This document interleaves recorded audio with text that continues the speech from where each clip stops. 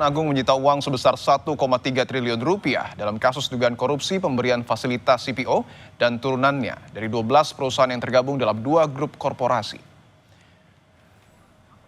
Direktur Penuntutan Jampitsus Kejagung, Sutikno, menjelaskan uang sitaan menjadi bagian tak terpisahkan dari memori kasasi yang akan diajukan Kejagung agar uang dapat dikompensasikan untuk membayar kerugian negara yang ditimbulkan akibat perbuatan korupsi yang dilakukan korporasi.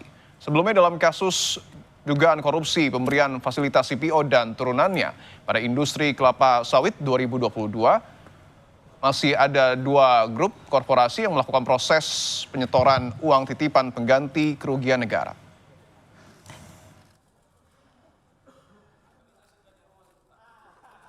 Kami mengajukan tambahan memori kasasi yang sebelumnya sudah kita ajukan, yaitu memasukkan uang yang telah kami sita tersebut menjadi bagian yang tidak terpisahkan dari memori kasasi, supaya dikompensasikan untuk membayar seluruh kerugian negara yang ditimbulkan akibat perbuatan korupsi yang dilakukan oleh para terdakwa korporasi. Semuanya nilainya 2 triliun.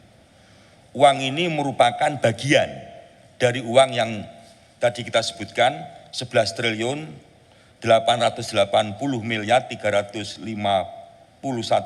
juta 802.619 rupiah. Lantas apakah penyitaan uang korupsi ini bisa menjadi barang bukti dalam proses kasasi kasus korupsi CPO yang tengah berproses? Berikut perbincangan jurnalis Kompas TV Putri Oktaviani dan juru kamera Junaidi Saputra bersama Kapus Penkum Kejaksaan Agung Harli Siregar. Kejaksaan Agung baru saja melakukan konferensi pers terkait dengan penyitaan uang hasil tindak pidana korupsi pemberian fasilitas CPO dan turunannya. Sebelumnya dalam kasus pemberian fasilitas ekspor CPO ini, saudara, setelah Wilmar Group, Kejagung meminta Musimas Group dan juga Permata Hijau menyerahkan kerugian negara. Ada sekitar 1,3 triliun rupiah yang diekspos hari ini. Dan untuk lebih lengkap kita akan tanyakan ke Kapus Penkum Kejagung Harli Siregar. Pak Harli, ini ada 1,3 triliun. Ini dari berapa perusahaan sih, Pak?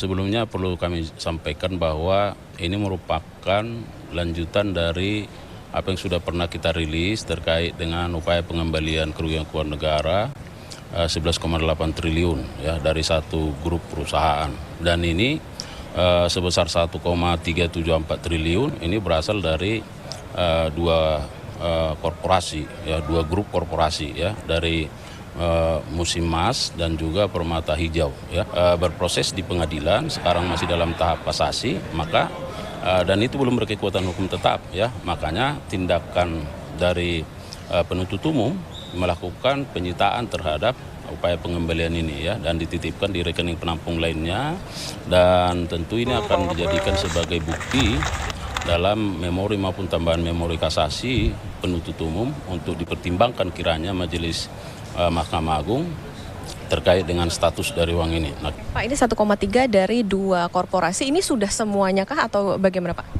Kalau kita lihat dari kerugian keuangan negara yang ditimbulkan dari perkara ini kan sekitar 17 triliun lebih ya. Nah, kemarin sudah dikembalikan 11,8 triliun. Nah, setidaknya hitungan kasarnya mungkin masih ada 5,8 triliun ya.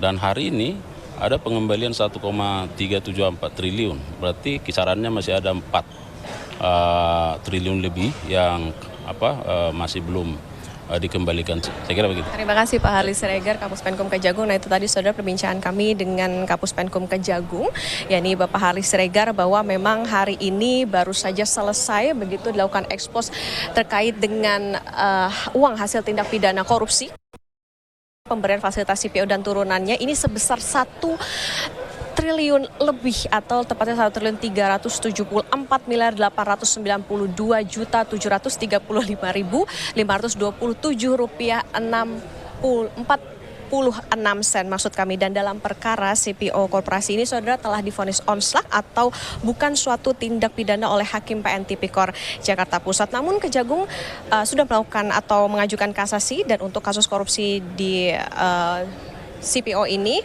untuk Permata Hijau dan Musimas tentu kita akan menunggu nanti bagaimana proses kasasi termasuk tadi terkait dengan uang sekitar 1,3 triliun ini nantinya akan ditambahkan atau dimasukkan ke dalam memori kasasi. Putri Oktaviani, Junedi Saputra, Kompas TV, Jakarta.